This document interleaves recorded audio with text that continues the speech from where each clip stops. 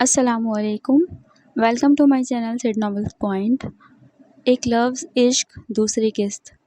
تایا ابو کا گھر بہت اچھا تھا اور گھر کے پچھلے حصے میں بنے جو 2 کمرے انہیں دیے گئے وہ بھی بہت ہوادار اور روشن تھے۔ کمروں کے آگے برآمدہ اور سائڈ پر چھوٹا سا اسٹور اور ایک عدد کچن جو تایا ابو نے ان کے لیے بنوایا تھا۔ آصفہ بیٹی، وہ بھاوج کو بیٹی کہہ کر مخاطب کرتے تھے۔ میں تمہیں اپنے ساتھ بھی رکھ سکتا تھا، لیکن میں نے سوچا شاید وہاں بچے اتنا ریلیکس فیل نہ کریں۔ یہ پورشن تھوڑا الگ ہے، تم لوگ اپنی مرضی سے رہ سکتے ہو۔ یہاں میں نے کچن بھی بنوا دیا ہے، لیکن تم لوگ کھانا ہمارے ساتھ ہی کھایا کرو گے۔ یہاں صرف چائے وغیرہ کا سامان رکھ لو، کیونکہ سردیوں میں ہمارے کچن تک آنا تمہارے لیے مشکل ہوگا۔ ویسے میں سوچ رہا ہوں لاؤنج میں ایک دروازہ ادھر سے کھلوا دوں تاکہ تمہیں لمبا چکر نہ کاٹنا پڑے۔ تایا ابو بھی بالکل پاپا کی طرح چھوٹی چھوٹی باتوں کا خیال رکھتے تھے، وہ صرف یہی سوچے جا رہی تھی۔ میں نے دونوں بہنوں کو آپ سب کی آمد کے بارے میں بتا دیا ہے، آئیں گی چند روز میں ملنے کے لیے۔ تایا ابو کو کسی کام سے جانا تھا، انہیں بتا کر وہ تو رات کو آنے کا کہہ کر چلے گئے۔ تائی جان وہیں بیٹھ گئیں اور دھیرے سے بولی، آصفہ تم شاید اپنی نندوں سے ملی نہیں ہوگی، میں تمہیں بتا دوں وہ ذرا دوسرے مزاج کی ہیں۔ میں سگی بھابھی ہو کر بھی ان کے لیے عزت کی مستحق نہیں ہوں، اور تم تو پھر ان کی کسی بات کو دل سے نہ لگانا۔ ہاں، عدیل انہیں بہت چاہتا ہے، اس کے سامنے ان لوگوں کے لیے ناپسندیدگی کا اظہار نہ کرنا۔ عدیل کہاں ہے؟ ہم نے دیکھا نہیں اسے۔ اس کی اپنی مصروفیات ہیں اور گھر میں اس کے لیے کوئی دلچسپی نہیں ہے۔ 10-15 روز کے لیے کوئٹہ گیا ہوا ہے کسی دوست کے ساتھ۔ شاہدہ بیگم مسکرا دیں۔ ایک خدشہ جو یہاں آتے ہوئے تھا، پتہ نہیں نئی جگہ ان کے ساتھ کیسا سلوک کیا جائے گا، اب بالکل مفقود تھا۔ خالہ آسیہ بھی اسی شہر میں تھیں، وہ ان سے ملنے کے لیے آئیں تو رینا، ظفر اور دنیا کو اپنے ساتھ گھر لے گئیں۔ ظفر کی عمر کا کوئی بچہ ان کے گھر میں نہیں تھا، اور پھر خالو جان کا مزاج بھی خاصا خشک تھا، انہیں شور شرابہ بالکل پسند نہیں تھا۔ اور اب تو ایسے مہمان بچے ان کے ہاں آئے تھے جو بیوی کے رشتہ دار بلکہ غریب یتیم رشتہ دار تھے، تو آنکھیں ماتھے پر سجا لی تھیں۔ ہاں، خالہ کے بچے بہت اچھے تھے۔ انیلا اور روبی باجی انہیں لے کر محلے میں اپنے دوستوں سے ملوانے بھی لے گئیں، اور ایاز بھائی بازاروں سے بھی آئس کریم تو کبھی چکن رول لا کر ان کی خاطر تواضع کرتے رہے۔ خالہ کے ہاں 3 روز گزار کر جب وہ واپس آئے تو عدیل گھر آ چکا تھا۔ یہ شام کا وقت تھا اور وہ لاؤنج میں رکھی ڈائننگ ٹیبل پر اکیلا بیٹھا چائے پی رہا تھا۔ مرادو نی نا مرادو، آج چائے میں چینی کیا تیرا دلدار آ کے ڈالے گا؟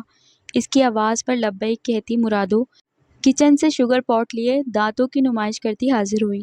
اب تک انہوں نے مرادو کو کام چور، نکمی، سڑے مزاج کی ملازمہ کے روپ میں پایا تھا، لیکن آج تو گہری سانولی نوجوان مرادو کی بتی سے ہی باہر نکلی ہوئی تھی۔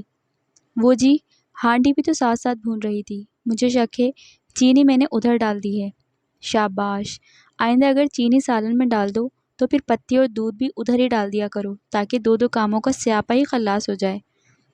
پھر آصفہ بیگم کی طرف متوجہ ہوا، چچی یہ یقیناً آپ کے نور نظر لخت جگر ہیں۔ ظفر اور دنیا سے ہاتھ ملایا، پھر اس کی جانب دیکھا۔ پتہ نہیں اس کی براؤن آنکھیں ایسے ہی جگمگاتی تھیں یا پھر یہ جگمگاہٹ اسے دیکھ کر ابھری تھی۔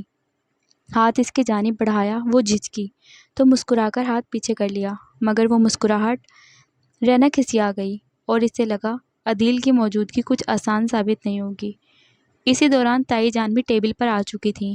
والدہ، آپ نے مجھے ان سب کی آمد کے بارے میں کم از کم اطلاع تو کر دینا تھی، میں سب کے لیے گفٹ لے کر آتا۔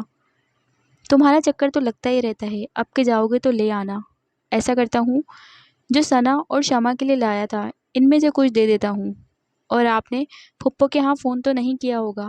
میں آپ کو بتا کر گیا تھا کہ ساجدہ پھپھو کی طبیعت ٹھیک نہیں ہے۔ انداز کتنا جتاتا ہوا تھا، اور شاہدہ بیگم صفائی میں کہہ رہی تھی، تمہارے ابو سے دونوں کی بات ہوتی رہی ہے۔ میں جا رہا ہوں ساجدہ پھپھو کی طرف، رات کو دیر ہو جائے گی۔ آج ہی تو آئے ہو بیٹا؟ تو کیا ہوا؟ اس نے بھویں چڑھا کر پوچھا۔ وہ خاموش ہو گئیں، پھر ایک دم اس کا موبائل بجنے لگا۔ ہاں شمع، آ گیا ہوں۔ یار ذرا دم تو لو۔ او ہو، ہاں ہاں آج ہی آیا ہوں تمہارے لیے۔ کوئٹہ سے تو اخروٹ ہی لائے جا سکتے ہیں۔ کیا اخروٹ پسند نہیں؟ ہاں، ان کے کھانے سے دماغ جو تیز ہو جاتا ہے۔ کیا کہا؟ پہلے ہی تیز ہے بھائی، میں زبان کی نہیں دماغ کی بات کر رہا ہوں۔ وہ چائے پینے کے دوران ایسے ہی باتیں کرتا رہا، کبھی کبھی اس کے فکرے پر ان سبھی کے لبوں پر مسکراہٹ رنگ جاتی، لیکن تائی جان خاموش بیٹھی تھیں، یوں جیسے اس کی کوئی بات سن ہی نہیں رہی۔ اس کے بعد عدیل نے جلدی جلدی چائے ختم کی اور پھپھو کے ہاں جانے کے لیے کھڑا ہو گیا۔ بیٹا، بچے اپنی خالہ کی طرف گئے ہوئے تھے، آج ہی واپس آئے ہیں۔ میں نے کھانا بنوایا تھا، اگر ہو سکے تو جلدی آ جانا، اکٹھے کھا لیں گے۔ سوری مما، مجھے پہلے شمع کی طرف جانا ہے، پھر ساجدہ پھپھو کی طرف۔ آپ تو جانتی ہیں وہ مجھے کھانا کھائے بغیر نہیں آنے دیں گی، وہ کہتا ہوا باہر چلا گیا۔ شاہدہ بیگم نے ان کی واپسی پر کھانے پر واقعی بہت اہتمام کروایا تھا۔ ابھی یہ لوگ کھانا کھا ہی رہے تھے کہ تایا ابو بھی آ گئے۔ وہ بھی یوں ملے جیسے ان کی واپسی 3 دنوں کے بعد نہیں، 3 ماہ بعد ہوئی ہے۔ تایا ابو نے انہیں شہر کے بہترین تعلیمی اداروں میں ایڈمیشن دلوایا تھا۔ صبح ڈرائیور گاڑی پر ڈراپ کرنے جاتا تھا اور واپسی پر بھی گاڑی گیٹ پر منتظر ہوتی تھی۔ پاپا کی نیکیاں ہمارے کام آ رہی ہیں۔ اللہ نے ہمیں باپ کے بعد بھی وقت کی آندھی کی زد میں نہیں آنے دیا۔ چھٹی کے روز وہ اور امی کچن میں ناشتہ بنا رہی تھیں۔ ویسے تو امی روزانہ ہی ان کا ناشتہ اپنے ہاتھ سے تیار کرتی تھیں اور اب تو اکثر اس ناشتے میں تایا ابو اور عدیل بھی شریک ہو جاتے۔ تایا اماں دواؤں کے زیر اثر سوتی تھیں اور صبح دیر سے اٹھتی تھیں۔ آج تو چھٹی کا دن تھا، سبھی لیٹ اٹھے تھے اور امی آج قیمے والے پراٹھے بنا رہی تھیں۔ کیا کرتی ہیں چچی؟ اتنی خوشبو آ رہی ہے کہ جی چاہتا ہے یہیں بیٹھ کر کھانا شروع کر دوں۔ پابندی یہ لگا دی ہے کہ سب مل کر کھائیں گے۔ تھوڑا صبر کر لو، میں ساتھ میں دھنیا اور پودینے کی چٹنی بھی بنا رہی ہوں۔ چچی، اصل میں کب عادی ہوں ان سب کا۔ یہاں تو خیر ملازمہ کچن دیکھتی ہے کیونکہ امی کی صحت اجازت نہیں دیتی۔ بڑی اور چھوٹی پھپھو کے ہاں بھی بڑا سادہ سا کھانا بنتا ہے، وہاں کسی کو بھی گھر کے کام کاج میں کوئی دلچسپی نہیں ہے۔ اور ہاں، یاد آیا، آج شام کو جازبہ پھپھو آ رہی ہیں، ساتھ میں ان کی بیٹیاں بھی ہیں، لیکن آپ کچن میں مت گھس جائیے گا، کھانا بازار سے آئے گا۔ وہ بازار کا کھانا ہی شوق سے کھاتی ہیں۔ شام کو جب جازبہ بیگم اپنی دونوں بیٹیوں کے ساتھ آئیں تب تایا ابو کا موڈ خاصا خراب تھا۔ اصل میں پھپھو نے شام 5 بجے آنے کو کہا تھا، اب 6:30 بج رہے تھے۔ تایا ابو صرف ان کی وجہ سے اپنے ضروری کام کاج چھوڑ کر گھر پر رکے تھے۔ 2 بار عدیل نے فون کیا، پتہ چلا لڑکیاں تیار ہو رہی ہیں۔ اسی بات نے انہیں غصہ دلا دیا تھا۔ 6:30 بجے تک تو صبر کا پیمانہ لبریز ہو چکا تھا۔ جازبہ پھپھو کے سلام کے جواب میں ہی وہ بولنے لگے تھے۔ رینا نے تایا ابو کو اتنے غصے میں پہلی بار دیکھا تھا، جبکہ پاپا تو بالکل غصہ نہیں کرتے تھے۔ ڈانٹ وہ پھپھو کی لڑکیوں کو رہے تھے اور سہم رینا گئی، جبکہ پھپھو اور ان کی بیٹیاں شاید آدھی تھیں، جب ہی تو بالکل نوٹس نہیں لیا۔ لڑکیوں کی سج دھج ان کی تیاری دیکھ کر اسے یہ احساس ہوا تھا وہ تو بہت سادہ ہے۔ دونوں نے تائی جان کو سلام کیا، پھر عدیل کی جانب ہاتھ بڑھائے اور ان چاروں میں سے کسی کی طرف دوسری نظر ڈالے بغیر صوفے پر جا کر بیٹھ گئیں۔ آصفہ بیگم نے اٹھ کر پھپھو کو سلام کیا تو رینا اور دونیا نے بھی تقلید کی۔ انہوں نے آصفہ بیگم کے سلام کا جواب صرف سر ہلا کر دیا۔ ان تینوں کی جانب، خاص کر رینا کی جانب بہت گہری، بڑی سرد نگاہ ڈالی کہ اس کا جی چاہا کہ وہ خود اس کمرے سے جا کر اپنے کمرے میں چھپ جائے۔ بھائی، بڑے دن ہوئے آپ نے نہ میری طرف چکر لگایا نہ ہی ساجدہ کی طرف گئے، بہنوں کو تو آپ اب بھولتے ہی جا رہے ہیں۔ زور اب پر تھا، میں پہلے کب زیادہ آتا جاتا ہوں، عدیل ہی تم دونوں کی خیر خیریت بتا دیتا ہے یا پھر تم لوگ خود چکر لگا لیتے ہو۔ اور سناؤ، تمہارے میاں اور بیٹے کا کیا حال ہے؟ ہاں ٹھیک ہیں، اپنے حال میں مگن، اور میرے بچے کا تو آپ کیا ہی پوچھتے ہیں بھائی، کئی بار کہہ چکی ہوں آپ سے اسے اپنی کمپنی میں رکھ لیں، نوکری پر اپنے ساتھ لگا لیں، پہلے وہ تعلیم تو مکمل کر لے، اسے کہو آوارہ گردی چھوڑ کر پڑھائی پر دھیان دے۔ بھائی کی جانب سے ایسی بات جازبہ کو بری تو لگی، خصوصاً آصفہ بیگم کے سامنے سبکی سی محسوس ہوئی، لیکن وہ چہرے کے تاثرات پر کنٹرول کرنے میں مکمل مہارت حاصل رکھتی تھی۔ ماموں، آج ہم سب کھانا کھانے باہر جائیں گے، شمع پر ان کے موڈ کا مجال ہے کہ کوئی اثر ہوا ہو۔ کئی بار میں تم بہنوں کو کسی نہ کسی فوڈ اسٹریٹ میں دیکھ چکا ہوں۔ جازبہ، تم نے کیا بیٹیوں کی طرف سے بالکل آنکھیں بند کر رکھی ہیں؟ کہاں بھائی، ہمارے حالات ایسے کب سے ہو گئے کہ بچے آئے دن ہوٹلنگ کریں؟ وہ تو ان کی کچھ سہیلیوں نے ٹریٹ وغیرہ دی تھی، ورنہ تو ساری فرمائشیں بس آپ سے ہوتی ہیں۔ کھانا منگوایا ہے میں نے، گھر بیٹھ کر کھا لینا۔ اب کہ کوئی کچھ نہیں بولا۔ علیم الدین کچھ دیر بیٹھے، پھر اٹھ کر چلے گئے۔ ان کے جاتے ہی رینا اور عاطفہ کو بھی یہاں بیٹھنا مشکل لگنے لگا۔ دنیا اور ظفر تو بچے تھے، اٹھ کر لان میں جا چکے تھے۔ پھر انہوں نے دیکھا وہ تینوں عدیل کے گرد گہرا ڈال کر بیٹھ گئی ہیں۔ ان کی طرح انہوں نے شاہدہ بیگم کو بھی نظر انداز کر دیا تھا، مگر وہ پھر بھی یہاں بیٹھی تھیں تو یہ بھی خاموشی سے بیٹھ گئیں۔ اے لڑکی، کیا نام ہے تمہارا؟ میرے لیے ایپل جوس تو لے آؤ۔ کچھ دیر بعد پھپھو نے بڑی رعونت سے حکم دیا تھا۔ وہ اٹھنے لگی تو شاہدہ بیگم نے چپکے سے اس کا ہاتھ پکڑ لیا۔ او مرادو کو آواز دی۔ G B be. وہ سستی سے چلی آئی۔ یہ نامرادو ابھی تک یہیں ہے؟ نکالا نہیں اسے؟ پچھلی مرتبہ جب میں آئی تھی اس نے خالی چائے لا کر رکھ دی تھی میرے سامنے۔ میں کہہ کر گئی تھی کہ آئندہ یہ دکھائی نہ دے۔ جاذبہ کا موڈ اسے دیکھ کر خراب ہوا۔ وہ بھابھی سے جواب طلب کرنے لگی۔ پھپھو جانے دیں، مرادو پھپھو کے لیے ایپل جوس لے کر آؤ۔ عدیل نے مرادو کو وہاں سے چلتا کیا، پھر بولا، کیا کرتی ہیں آپ؟ بیچاری کیا سوچے گی؟ اور آپ کو تو پتہ ہے امی بیمار رہتی ہیں، زیادہ کام نہیں کر سکتی۔ ملازمہ ملنا کوئی آسان تھوڑی ہے۔ کیوں؟ اب ملازموں کو کیا ضرورت باقی رہ گئی ہے؟ اسے اور امی کو دیکھ کر کیسے جتاتے ہوئے انداز میں کہا تھا۔ اسے لگا شاید اس کے ہاتھ دھیرے دھیرے کانپ رہے ہیں۔ اب تو زیادہ ضرورت ہے، ہم لوگ زیادہ ہو گئے ہیں نا؟ عدیل نے رسان سے کہا۔ تھوڑی دیر بعد رینا خاموشی سے اٹھی اور وہاں سے باہر نکل گئی۔ کچھ دیر بعد اس نے اپنے کمرے کی کھڑکی کے پردے برابر کرتے ہوئے عدیل کو ان دونوں کے ساتھ باہر جاتے دیکھا۔ کھڑکی کے شیشے کے باہر دھند اتر رہی تھی۔ اس وقت شام گہری ہو رہی تھی۔ سردیوں میں اندھیرا جلدی اتر آتا تھا۔ وہ کتابیں لے کر رائٹنگ ٹیبل پر آ بیٹھی۔ رات کو ٹیبل یہاں سے وہاں تک بھری ہوئی تھی اور ان کا انتظار کیے بغیر کھانا شروع ہو چکا تھا۔ تائی جان ٹیبل پر موجود نہیں تھی۔ عدیل موبائل کان سے لگائے ڈائننگ ٹیبل سے قدرے فاصلے پر کھڑا دھیمی آواز میں کسی سے بات کر رہا تھا۔ ٹیبل پر یہ تینوں ماں بیٹیاں ہی تھیں۔ اتنے میں شاہدہ بیگم چلی آئیں۔ ارے شاہدہ، بریانی گھر میں بنوانے کی کیا ضرورت تھی؟ نہ مرچ نہ مسالہ، پھیکی پھیکی، بالکل مزہ نہیں آ رہا۔ شمع نے بھی اعتراض میں حصہ لیا، پھر مڑ کر ابھی تک موبائل پر مصروف عدیل کو دیکھا۔ ہم کھانا باہر سے کھا آتے تو بہتر تھا۔ بھابھی، لقمان اور اس کے ابو گھر پر ہیں، ان کے لیے کھانا بنوا دیں، ہم لے کر جائیں گے۔ کھانے میں نقص نکالنے کے دوران جاذبہ نے یہ حکم دیا تھا اور ٹیبل پر آتا عدیل ہنس پڑا تھا۔ تمہیں کیا ہوا اور اتنی لمبی بات کس سے کر رہے تھے؟ رشنا پوچھنے لگی۔ تمہاری خالہ زاد بہن بات کر رہی تھی۔ ہوں، بہن، اللہ معاف رکھے ایسے رشتہ داروں سے۔ تم نے بھی نا ساجدہ خالہ کی اس بیٹی کو بڑا سر چڑھا رکھا ہے۔ لائیں امی، یہ ڈش ادھر کریں اور پلیز کباب بھی پکڑا دیں، تھوڑا سا کھاؤں گا، آج نیند بہت آ رہی ہے۔ وہ انسنی کرتے ہوئے ماں سے بولا تھا۔ کیا؟ ہم آئے بیٹھے ہیں، تم سونے کی بات کر رہے ہو؟ اوہو، اچھا، میرا تو خیال تھا کھانے کے بعد آپ لوگ اجازت چاہیں گے۔ دیکھ لیں امی، شمع منہ بنا کر ماں سے شکایت کرنے لگی۔ مذاق کر رہا ہے، ورنہ کیا میں نہیں جانتی کتنا پیار کرتا ہے یہ ہم سے؟ پھپھو جاذبہ کھانے میں مصروف بولی تھی۔ ایسے ہی بناتے ہیں یہ صاحب ہمیں۔ رشنا کچھ خاص اس کے منہ سے سننا چاہتی تھی۔ ادھر لاؤ یہ کوفتے، توبہ، ہر چیز ہی بے ذائقہ۔ جاذبہ نے پھر تبصرہ کیا۔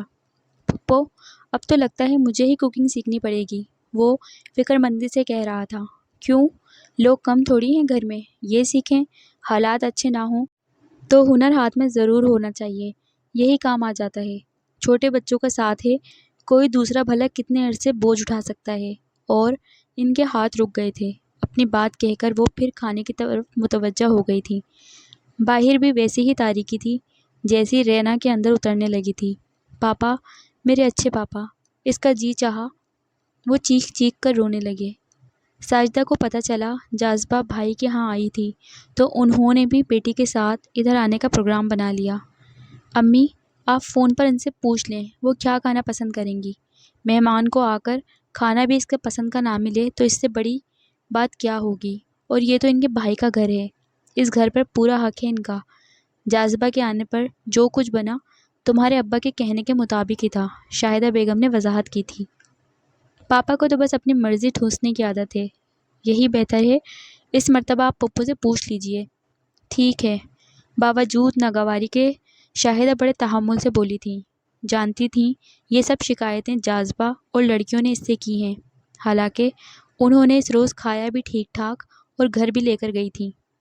بی بی صاحبہ، کوئی ملنے والے آئے ہیں، ایاز نام بتا رہے ہیں، ساتھ میں ایک خاتون بھی ہیں، کہہ رہے ہیں ظفر میاں کی والدہ سے ملنا ہے۔ ایاز بھائی ہوں گے، رینا ایک دم جوش سے بولی تھی، تو عدیل نے اس کی جانب دیکھا تھا۔ بلاؤ نہ انہیں، بلکہ امی ہم انہیں ادھر اپنے پورشن میں لے چلتے ہیں۔ نہیں، ادھر ہی بلا لو، یہ بھی تمہارا اپنا گھر ہے، میں چائے پر کچھ انتظام بھی کرواتی ہوں۔ شاہدہ بیگم کے کہنے پر ایاز اور انیلا باجی ادھر ہی آ گئے، سادہ سے پرخلوص چہرے۔ رینا کو لگا اس وقت تو اسے ان کی بہت ضرورت تھی۔ وہ انیلا باجی کے گلے لگ گئی، ایاز کو سلام کیا اور گھر کے باقی افراد کا حال پوچھنے لگی۔ آج پہلی بار اسے اتنی آواز میں بولتے سنا ہے، عدیل نے بے اختیار سوچا تھا۔ ایاز اور انیلا سے وہ بھی اچھے طریقے سے ملا، پھر کہیں جانا تھا اس لیے اٹھ کھڑا ہوا۔ یہ لوگ ادھر ادھر کی چھوٹی چھوٹی باتیں کرتے رہے، پھر انیلا بولی، اپنا کمرہ تو دکھاؤ، میں دیکھوں تو صحیح کیسے سیٹ کیا ہے، کتنی سگڑ ہو تم۔ سگڑ تو میں بالکل نہیں ہوں، بس ابھی تک صرف پڑھائی کی طرف ہی توجہ ہے نا۔ میٹرک کی چھٹیوں کے بعد امی کے ساتھ کھانا بنانے میں لگی تھی، کچھ سیکھ بھی لیا ہے، باقی اور تو کچھ بھی نہیں آتا۔ پڑھنے کا شوق ہے، کیا بننا چاہتی ہو؟ وہ تو نہیں سوچا، لیکن میں اپنے پیروں پر کھڑے ہونا چاہتی ہوں، میرا بھی نام ہونا چاہیے، میری پہچان میرے اچھے کام سے ہونی چاہیے، میں مضبوط لڑکی کہلانا چاہتی ہوں۔ مجھے یہ بھی پتہ ہے ہمارے معاشرے میں یہ آسان کام نہیں ہے۔ ارے رینا، انیلا نے ایک دم چونک کر اس کی طرف دیکھا تھا، تم اتنی بڑی بڑی باتیں کب سے کرنے لگی؟ میں نے اپنے گھر میں عورت کی عزت دیکھی ہے، بیوی کے روپ میں بھی اور بیٹی کے روپ میں بھی، لیکن جب میں نے اپنے گھر سے باہر نظر ڈالی تو وہاں ایسا نہیں ہے۔ تب میں نے یہ سوچا مجھے ہر جگہ اپنی عزت کروانی ہے، اور اس کے لیے تعلیم حاصل کرنا بھی تو ضروری ہے۔ دنیا بہت ظالم ہے رینا، میری دعا ہے تمہیں زندگی میں ہمیشہ اچھے لوگ ملیں، انیلا نے دل سے کہا تھا۔ آصفہ بیگم اکثر اب خود ہی کچن دیکھنے لگی تھیں، آج بھی انیلا اور ایاز کی آمد پر وہ خود ہی کچن میں لگ گئیں، اور ایک احساس تلے دب کر انہوں نے اپنے رشتہ داروں کے لیے زیادہ اہتمام بھی نہیں کیا تھا۔ چکن کا سالن، سبزی، پلاؤ اور سلاد، لیکن ہاتھ میں ذائقہ تھا، سب اچھا بنا تھا۔ کھانے کے بعد جب وہ لوگ رخصت ہو رہے تھے، اس وقت عدیل گھر میں داخل ہوا تھا۔ یہ ایاز صاحب کرتے کیا ہیں؟ پتہ نہیں۔ وہ دروازہ کھول کر اندر چلی گئی کہ سردی بہت زیادہ تھی، اسے رہ رہ کر انیلا اور ایاز کا خیال آ رہا تھا۔ کھانا کھاؤ گے بیٹا؟ عدیل کو دیکھ کر شاہدہ بیگم پوچھ رہی تھی۔ نہیں، میں ساجدہ پھپھو کی طرف چلا گیا تھا، کھانا بھی وہیں کھا لیا ہے، اور ایک نئی خبر بھی ہے۔ پھپھو اپنے ہونہار صاحبزادے جناب عقیل صاحب کی بات تقریباً پکی کر چکی ہیں، عنقریب منگنی کی تقریب سعید متوقع ہے۔ پتہ نہیں وہ کیوں ہنس رہا تھا۔ یہ تو بڑی خوشی کی بات ہے، کہاں پکی کی عقیل کی بات؟ میرا تو خیال ہے وہ جاذبہ کی لڑکیوں میں سے کسی ایک کو لیں گی، آخر کو بھانجیاں ہیں۔ بھانجیاں ہیں تو یہ کہاں لکھا ہے کہ بھانجیوں کے ساتھ دشمنی کر دو؟ عقیل کو تو جاذبہ پھپھو اچھی طرح جانتی ہیں، بھلا دیتی وہ شمع یا رچنا میں سے کسی کا رشتہ، اور تو اور لڑکیاں تو اسی بات پر ہی قیامت اٹھا لیتی۔ اب بھی کوئی عقل کا اندھا ہی ہوگا جس نے بیٹی ایک بوجھ سمجھ کر انہیں دے دی ہے۔ بیٹی کو بوجھ کون سمجھتا ہے؟ بس غیروں میں 100 عیب چھپ جاتے ہیں۔ ہاں، یہ بھی ٹھیک کہہ رہی ہیں آپ۔ بہرحال سب بہت خوش تھے، روزینہ باجی اور ان کے میاں صاحب بھی تشریف لائے ہوئے تھے، اور یہ بھی ایک الگ ہی لطیفہ ہے، روزینہ باجی کے ساتھ تو ذرا نہیں جچتے۔ میں نے تو بینا سے کہہ دیا تم خیر مناؤ، اب تمہاری باری ہے، کہیں پھپھو روزینہ باجی کے میاں جیسا تمہارے لیے نہ اٹھا لائیں۔ تمہارے ابو ابھی تک گھر نہیں آئے، خاصا ٹائم ہو رہا ہے، نمبر تو ملاؤ ان کا۔ اس بار انہوں نے اس کی بات کا کوئی جواب نہ دیا تھا۔ اوہو، اب اس عمر میں ابو نے کہاں جانا ہے، کیوں فکر کرتی ہیں، آ جائیں گے۔ میرا یہ مطلب تھوڑی تھا، میں تو آ جائیں گے، مت پریشان ہو، اور ابھی ابو سے عقیل کے رشتے والی بات کا تذکرہ مت کیجیے گا، سوچیں گے۔ بہن نے بتایا تک نہیں، جبکہ ساجدہ پھپھو 2-1 روز میں مٹھائی کے ساتھ آنے کا ارادہ رکھتی ہیں۔ اگر تمہارے ابو ایسا سوچیں گے تو غلط نہ ہوگا، ہر قدم پر بہنوں کا خیال رکھا ہے، اور اب جب بیٹے کا رشتہ کرانے کا وقت آیا تو کسی سے مشورہ تک نہیں مانگا، بات پکی کر کے مٹھائی دینے آ رہے ہیں۔ بس ایک تو آپ عورتوں کی یہ باتیں کوئی نہ کوئی اعتراض کا پہلو نکال ہی لیتی ہیں، رنجشیں بڑھانے میں جواب نہیں۔ وہ اچھا خاصا خفا ہوا اور لاؤنج سے اوپر جاتی سیڑھیاں طے کر کے اپنے کمرے میں چلا گیا۔ باپ کی پرواہ نہیں، بس پھوپھی کی حمایت ہر حال میں کرنی ہے۔ علیم نے کیا نہیں کیا ان بہنوں اور ان بچوں کے لیے۔ جائیداد سے شرعی حصہ سب کو ملا تھا، لیکن دونوں ہی بہنوئی کاروبار کے شوق میں سب گنوا بیٹھے۔ بہنوں پر تنگی آئی تو علیم نے ہر طرح سے ہمیشہ ان کی مدد کی ہے اور اب تک کرتے آ رہے ہیں، لیکن اب عقیل بھی ملازم ہو گیا ہے اور چھوٹا بھی کمانے لگا ہے تو ساجدہ نے کتنی آسانی سے بھائی کو بھلا دیا، اور یہ علیم کا لاڈلا اکلوتا بیٹا اسے پرواہ ہی نہیں کہ باپ یہ سن کر کیا محسوس کرے گا۔ زرینہ کی شادی پر سارا خرچ علیم نے اٹھایا، حالانکہ وہ اس رشتے کے حق میں نہیں تھے، لیکن بہن بہنوئی سے زیادہ اظہار نہیں کیا کہ ان کی بیٹی ہے، اس لیے اچھا ہی سوچا ہوگا۔ چھوڑیے بھابھی، آپ کیوں اپنی طبیعت خراب کرتی ہیں؟ افسوس ہوتا ہے آصفہ ان دونوں بہنوں کی خود غرضی پر، اور غصہ بھی آتا ہے۔ انہوں نے تعصب سے سر ہلایا تھا۔ انہوں نے واقعی علیم الدین سے بالکل ذکر نہیں کیا۔ انہیں تبھی خبر ہوئی جب چھٹی کے روز دن کے 12 بجے ساجدہ میاں اور بچوں کے ساتھ مٹھائی لیے چلی آئیں۔ عدیل نے آگے بڑھ کر استقبال کیا اور بینا اس کے ساتھ چلتی ہوئی اس کے برابر میں ہی صوفے پر بیٹھ گئی۔ ساجدہ بھائی کو سلام کرنے کے بعد کتنی دیر ان سے لپٹی کھڑی رہیں۔ امی اب آ کر بیٹھ جائیں۔ روزینہ نے ہاتھ پکڑا۔ پیچھے ہٹو، مجھے اپنے والدین کی خوشبو محسوس کرنے دو۔ بھائی کے پاس آ کر اس چھاؤں کا احساس ہوتا ہے جو ماں باپ کی زندگی میں محسوس کیا کرتے تھے۔ وہ جذباتی بیان داغنے میں کمال رکھتی تھیں۔ ایسی گفتگو کے بعد جب عقیل کی بات پکی ہونے کی اطلاع دی جاتی تو بھلا علیم صاحب کو اعتراض کرنے کے قابل کہاں رہ جاتے۔ اچھا تو یہ ہیں وہ بے سہارا بچے جنہیں آپ نے اپنے گھر میں رکھا ہے۔ روزینہ کے میاں نے ان تینوں پر نظر ڈالی، پھر رینا پر نظریں جما کر فرمایا، کیا مطلب بھائی؟ یہ خون ہے میرا، میرے بھائی کی اولاد، میرے بچے۔ تایا ابو غصہ ضبط نہیں کر سکے تھے۔ میرے بھائی تمہارا دل ہی بہت بڑا ہے، ساجدہ نے داد دی۔ پھر مٹھائی کا ڈبہ کھولنے لگی، اپنے ہاتھ سے پیارے بھائی کو کھلایا، پھر عدیل کی جانب دیکھا، ادھر آنا پھوپھی کی جان، تو بھی میرے ہاتھ سے کھا۔ برفی کا ٹکڑا بڑے پیار سے کھلانے کے بعد پیشانی بھی چوم لی۔ ان لوگوں کا تو ذکر ہی کیا، شاہدہ بیگم بھی یاد نہیں آئی۔ بس بھائی تمہاری دعاؤں سے اللہ نے اچھی جگہ بات بنا دی ہے، لڑکی کے نام مکان بھی ہے اور بینک میں بھی کہتے ہیں کافی رقم ہے اس کے نام پر۔ ہاں ورنہ لڑکی تو یہ بھی اچھی ہے۔ عقیل نے بینا کے کان میں سرگوشی کی، جسے عدیل نے بھی سنا اور پہلو بدل کر رہ گیا۔ یہ والی؟ ہاں ایسی کون سی خوبی ہے اس میں، ذرا بتانا تو۔ بینا نے منہ بنایا۔ رینا مرادوں سے کہو چائے رکھ دے اور پلیز اپنی نگرانی میں تیار کروا لینا۔ عدیل نے رینا کو کچن میں بھیج دیا۔ یار اتنی جلدی کیا پڑ گئی چائے کی؟ عقیل نے کمینگی سے آہ بھری۔ آج ساجدہ کی فیملی کا سارا دن ادھر ہی گزرنا تھا، جس میں بیاہی بیٹی روزینہ، اس کا نظر باز میاں، 2 بدتمیز بچے بھی شامل تھے۔ باقی بینا، عقیل اور چھوٹا وحید بھی کسی سے کم نہ تھے۔ گھر آوازوں سے گونج رہا تھا، سبھی بہت اونچی آواز میں بولنے اور سننے کے شوقین تھے۔ جاذبہ کی فیملی کی طرح انہیں بھی گھر کا کھانا پسند نہیں تھا۔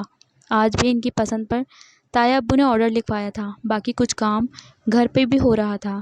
علیم میرے بھائی کہہ دیتی ہوں، بھانجے کی منگنی کی ساری تیاری تمہیں ہی کرنا ہے، کیا دینا دلانا ہے، کیا کھانے میں رکھنا ہے، بس میں نے کہہ دیا تمہارے بہنوئی سے، جو میرا بھائی فیصلہ کرے گا وہی ہوگا۔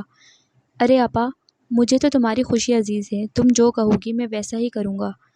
جیتا رہے میرا بھیا، اللہ تعالیٰ تجھے اور دے، اتنا دے کہ تمہاری نسلیں بھی سنبھالتے سنبھالتے تھک جائیں۔ شاہدہ کہاں رہ گئی ہو، چائے لے بھی آؤ۔ چھوڑو بھائی، کیا کہتے ہو، یہ تو ہمیشہ کا رونا۔ بھابھی کے لیے ایسا انداز، آصفہ تو گھبرا ہی گئیں اور خود بھی اٹھ کر کچن میں چلی گئیں۔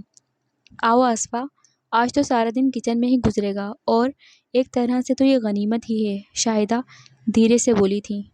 عقیل کی منگنی کی ڈیٹ فکس ہو گئی تھی۔ اس سلسلے میں علیم اور عدیل بھی گئے تھے۔ شاہدہ بیگم کو بھی سرسری انداز میں آنے کو کہا تو گیا تھا، لیکن وہ جا نہیں سکی، جس پر علیم صاحب کو گلہ بھی تھا، لیکن شاہدہ کا کہنا تھا ساجدہ نے کون سا زور دیا تھا اور میرے جانے نہ جانے سے کوئی فرق بھی نہیں پڑے گا، اور علیم صرف یہ سوچ کر خاموش ہو گئے کہ گھر میں آصفہ اور بچے بھی رہتے ہیں۔ ساجدہ نے انہیں بھی نہیں بلایا تھا، اگر ہم لوگ انہیں چھوڑ کر چلے جائیں گے تو یہ محسوس کریں گے۔ تقریب تو ساجدہ کے گھر میں ہونا تھی، لیکن ساری رونق جیسے ادھر اتر آئی تھی۔ بینا اکثر عدیل کے ساتھ شاپنگ کرنے کے لیے چلی آتی، ساجدہ لڑکی کا جوڑا زیور، دوسرا سامان، علیم تو کبھی عدیل کے ساتھ جا کر خرید آتی، اکثر وحید بھی چلا آتا اور رینا اپنے کمرے میں جا کر بیٹھ جاتی۔ لیکن پھر پھپھو کو اس پر بھی اعتراض ہونے لگا تو اس نے ایاز کو فون کر دیا، آپ پلیز آ کر مجھے لے جائیں، میں کچھ دن آپ کے گھر رہنا چاہتی ہوں۔ جس وقت وہ ایاز کی بائک پر بیٹھ کر اس کے گھر جا رہی تھی، اسی وقت عدیل بینا اور روزینہ کو لیے گھر میں داخل ہوا تھا۔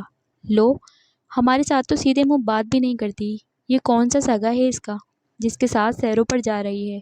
بینا نے کہا تو روزینہ بولی، بڑی گھنی میسنی ہے، یہ سب بھی توجہ حاصل کرنے کے بہانے ہوتے ہیں، ابھی اتنی عمر نہیں ہے اس کی، سادہ سی لڑکی ہے۔ عدیل بے ساختہ بول اٹھا اور اس کے بعد گھنٹہ بھر ان کا لیکچر جاری رہا تھا۔ رینا کہاں گئی ہے؟ ان کی باتوں کا اثر ہی تھا کہ وہ شاہدہ بیگم سے پوچھ رہا تھا۔ اپنی خالہ کے ہاں گئی ہے، چند روز کے بعد آ جائے گی۔ کیوں؟ ایسی کیا ضرورت پیش آ گئی؟ بھائی، جیسے یہ تایا ہیں اسی طرح وہاں اس کے خالہ ہیں اور بہت مانوس ہے اس گھر سے، اور جب آصفہ نے اجازت دی ہے تو ہم کون ہوتے ہیں روکنے والے؟ ہاں، ہم تو الو کے پٹھے ہیں، کل کو کوئی مسئلہ ہوا تو پھر الزام کس کے سر آئے گا؟ کیا مسئلہ؟ وہ اس کے تیور دیکھ کر حیران تھیں۔ عدیل نے جواب نہیں دیا، جا کر بینا اور روزینہ کے پاس بیٹھ گیا۔ رینا کو تو تقریب میں شامل ہونا ہی تھا، اس لیے صرف 2 روز کے بعد ہی آنا پڑا۔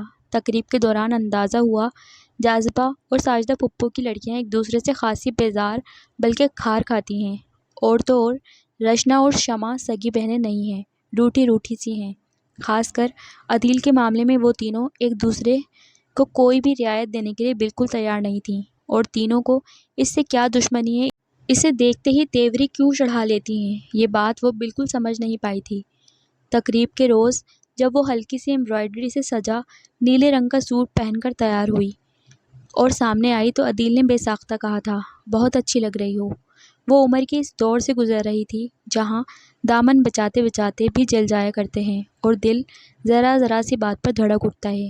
عدیل کوئی نظر انداز کر دینے والی ہستی تو نہیں تھا، لیکن اپنے اور اس کے درمیان جو فرق تھا وہ اس سے بخوبی واقف تھی، اور وہ تایا ابو کی شکر گزار تھی۔ شکر گزار ہمیشہ سر جھکا کر رہتا ہے، لیکن عدیل کی آنکھوں میں، اس کے لہجے میں ایسا کچھ تھا جو آج اس کا دل دھڑکا گیا، اور پھر وہ ہتھیلیوں میں نمے لیے اس کے سامنے سے ہٹ گئی، لیکن کہاں چھپ سکتی تھی؟ وہ دنیا کے ساتھ ذرا الگ تھلگ بیٹھی تھی۔ آپی، یہ وحید بھائی بار بار آپ کی جانب اشارہ کر کے اپنے دوستوں سے کچھ کہہ رہے ہیں۔ دنیا کے کہنے پر اس نے سر اٹھایا، واقعی وہ چند اپنے جیسے دوستوں میں کھڑا اس کو دیکھ کر کچھ کہہ رہا تھا۔ وہ وہاں سے اٹھی اور اندر چلی گئی۔ تقریب کا انتظام کھلے صحن میں شامیانے لگا کر کیا گیا تھا۔ پھپھو ساجدہ کے گھر کے نقشے سے وہ واقف نہیں تھی، اسے پیاس محسوس ہو رہی تھی۔ آگے بڑھ کر ایک دروازہ کھولا اور اس کے قدم جہاں تھے وہیں جم گئے۔ عدیل اور شمع ایک دوسرے کے قابل اعتراض حد تک قریب، اخلاقی اور مذہبی اقدار کو پامال کرتے۔ وہ اندھیرے میں تھی، دوسرے وہ جس عالم میں تھے انہیں کہاں ہوش تھا، اس کے آنے کا پتہ ہی نہ چلا۔ وہ بے جان قدموں سے واپس چلی آئی، دل جیسے مٹھی میں آ گیا۔ اسے سانس لینے میں بھی دقت ہو رہی تھی، بار بار سر کو جھٹکتی، لیکن وہ منظر ذہن سے ہٹتا ہی نہیں تھا۔ خوبصورت چہرے والے یہ مکروہ کردار کے لوگ، اور وہ تو اسی کے گھر میں رہتی ہے۔ رینا، کیا ہوا ہے تمہیں؟ طبیعت خراب ہو رہی ہے۔ شاہدہ بیگم قریب چلی آئیں۔ تائی امی، وہ ان سے لپٹ گئی۔ ارے تم تو کانپ رہی ہو، چلو اندر چل کر لیٹو۔ نہیں نہیں، میں اندر نہیں جاؤں گی، پلیز مجھے یہیں بیٹھا رہنے دیں۔ وہ انہیں کیا بتاتی؟ دوپٹے کو اچھی طرح اپنے گرد لپیٹ کر وہ غیر شعوری طور پر اپنے گرد حفاظتی حصار بنا رہی تھی، اور پھر یہ کوشش وہ ہمیشہ کرنے لگی۔ دوپٹہ سر پر اور اس کے جسم پر ہر وقت بہت اچھی طرح لپیٹا دکھائی دینے لگا۔ وہ لاؤنج میں ایسے وقت میں آنے سے گریز کرتی جب عدیل وہاں موجود ہوتا، وہ کچن میں مرادوں کے ساتھ کام کرواتی رہتی، یا پھر اپنے کمرے میں جا کر پڑھتی رہتی۔ اس کا جی چاہتا تھا وقت پڑ لگا کر اٹھ جائے، وہ جلد از جلد تعلیم مکمل کر کے اپنے پیروں پر کھڑی ہو جائے۔